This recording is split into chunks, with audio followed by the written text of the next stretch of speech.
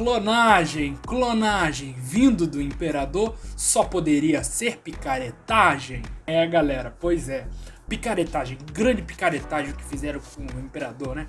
Clonar o cara no episódio 9, ai. É um dos temas, é um dos assuntos mais polêmicos, né? Um tabu, realmente é um tabu de Star Wars que a galera até evita discutir pra não aflorar os amores e os ódios, né? Porque tem gente que gosta muito e tem gente que odeia, quer dizer, a maioria odeia. Mas enfim, hoje eu vou te contar tintim por tintim e destrinchar esse mistério por trás da clonagem do Imperador Palpatine. Então você vai saber tudo sobre essa clonagem, sobre todo esse processo que levou realmente, né, ao episódio 9, aqui nesse vídeo, depois da vinheta.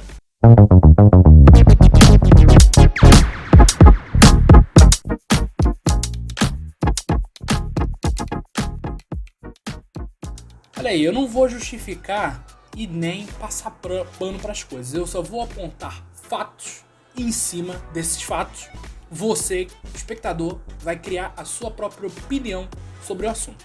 Então, comente aí. Você acha que foi legal, foi certo, tem clonado o Imperador? Você odeia, você detesta? Comenta aqui também.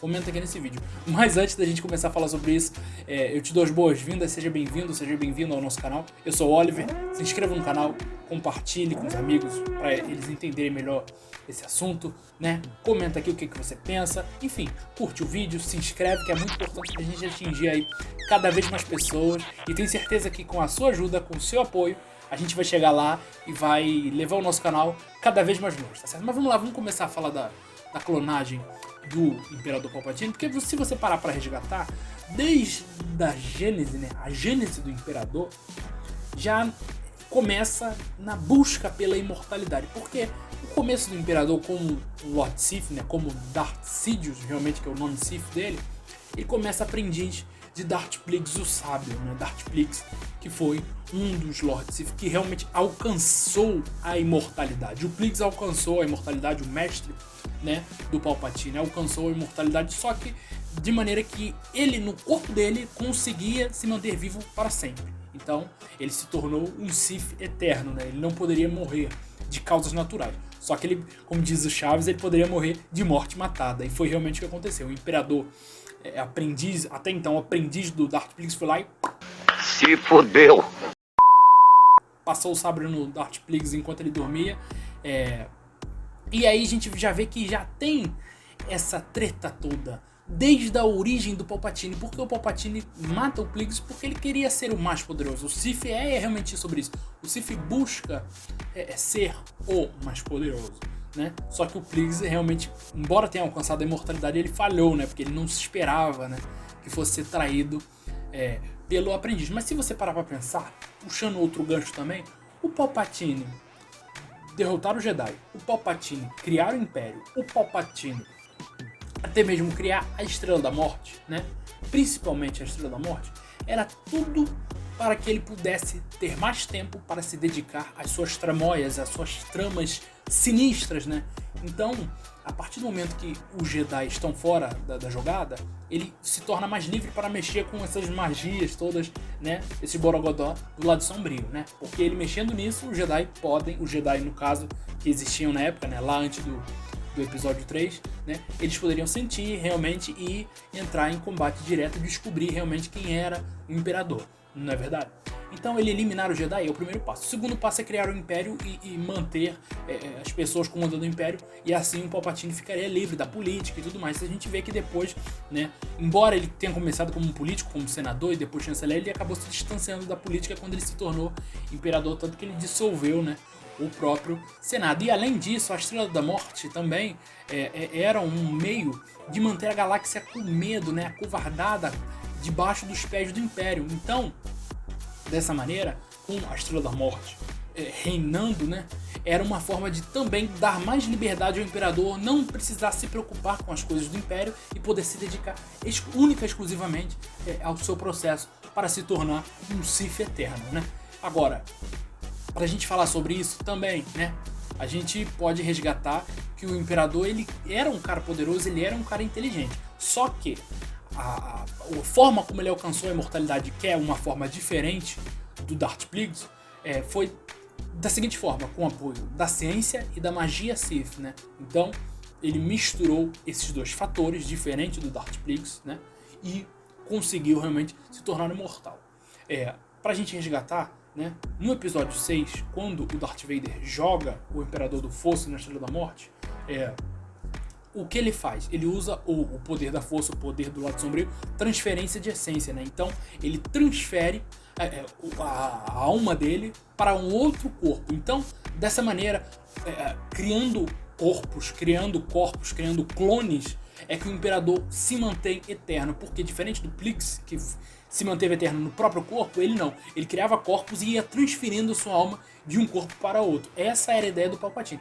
Transferir a essência foi até um processo fácil para o Imperador, já que ele é bastante poderoso, né? O que foi o problema para o Imperador foi realmente a clonagem. A gente vê que realmente em Star Wars está sendo mostrado isso tanto em The Bad Batch quanto em The Mandalorian. Em The Bad Batch a gente vê que realmente o Império aliciou, né, caminoanos que trabalhavam com clonagem, foram os responsáveis pelos clones durante a época das Guerras Clônicas da República, né? Então o Império recrutou caminoanos para trabalhar para eles nesse ramo da clonagem. A gente vê também em The Mandalorian, né, o Dr. Pershing, né, que ele, como revela em Mandalorian, ele tinha planos para a clonagem que depois foram levados, né, para outro lugar dentro do Império, mas a pesquisa dele não era para o Imperador, mas enfim, o Imperador acabou fazendo uso dessa pesquisa, né, com ela dentro do Império. Então realmente a gente vê que ele se dedicou por vários momentos a isso dentro do cânone de Star Wars.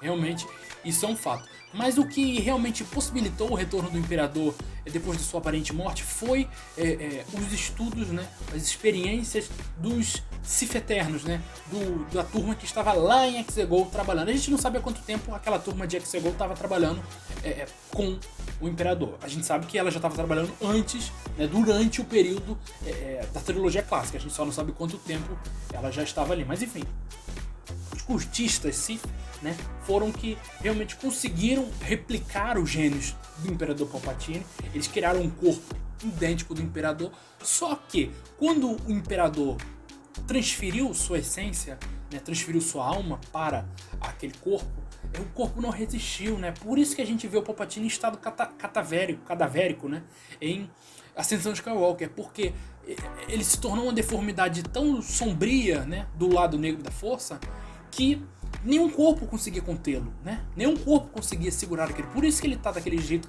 cadavérico. Tanto que ele não conseguia nem sequer sair de Exegol. Ele precisava ficar preso às máquinas, né, que o mantinham vivo realmente naquele estado deplorável. As experiências dos cultistas Sith criaram, né, realmente o filho do Imperador, que é o pai da Rey. Agora é outro assunto bastante tabu aí em Star Wars. Só que essa experiência, eles fizeram algumas experiências de clonagem. Uma delas foi esse que gerou o filho do Imperador, pai da Rey. Ele foi um clone que eles replicaram bem, um clone saudável, que tem a genética do Imperador Palpatine. Realmente ele tem o DNA do Palpatine, mas ele não saiu com acesso à força. O Imperador escolheu deixá-lo vivo, né? Porque tendo o gene do Imperador, futuramente ele poderia gerar filhos, né, que tivessem acesso à força, como é justamente o que aconteceu com a Rey, que era uma usuária da força bastante poderosa. Realmente foi uma sacada inteligente, né, do Imperador. Outra experiência que eles fizeram também foi o Snoke. Para quem viu, né, o vídeo da Rey Sloane que eu contei aqui, a gente sabe que a Rey Sloane foi a fundadora da Primeira Ordem. Em algum momento, o Imperador foi lá e colocou o Snoke lá. Então, realmente, eu acredito, agora já é teoria minha, eu acredito que a própria criação do Snoke foi para manter a Primeira Ordem na linha e manter os caras com a ideologia que o Imperador tinha para eles, e não que houvesse essa mudança, porque o Imperador não poderia sair de Exegol para comandar a Primeira Ordem, né? Então ele enviou o Snoke, porque o Snoke, ele é uma criatura diferente, né, que não tem, diferente das outras experiências, né, e não tem realmente a genética do Imperador ali dentro, né, mas ele é uma criatura, né, um clone, de certa forma,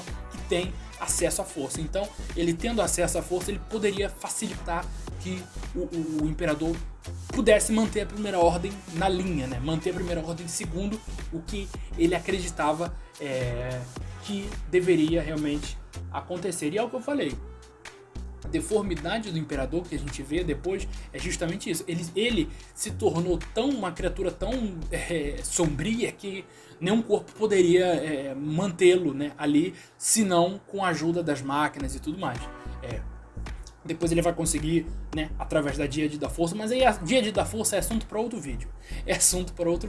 Mas, basicamente, gente, o Imperador conseguiu retornar dessa forma, através de dois pilares, da clonagem, da ciência e da magia Sith, através da transferência de essência para realmente os receptáculos, né, que os cultistas Sith haviam preparado para ele. Mas e aí, você conseguiu entender um pouco melhor, né, como foi feito o processo de clonagem do Imperador Palpatine? Comenta aqui nesse vídeo, cara. Você conseguiu, como é que se fala? Entender, de certa forma, um pouco mais o que foi feito em Ascensão de Skywalker, porque o filme realmente ele não deixa essas explicações claras pra gente. A gente só sabe disso se a gente for pesquisar a fundo realmente dentro da lore de Star Wars. Mas eu espero que você tenha gostado do vídeo. Comenta o que você achou. Se acha que tá certo o Imperador voltar como clone, se não tá. Comenta tudo aqui que vocês têm pra comentar no nosso vídeo. Espero que vocês tenham gostado. Curtam, compartilhem, comentem, se inscrevam, porque é muito importante que vocês se inscrevam no canal para a gente atingir cada vez mais pessoas com esse e com outros vídeos também, tá certo? Então, a todos, muito obrigado pela audiência, muito obrigado pela paciência e até o próximo vídeo. Tchau!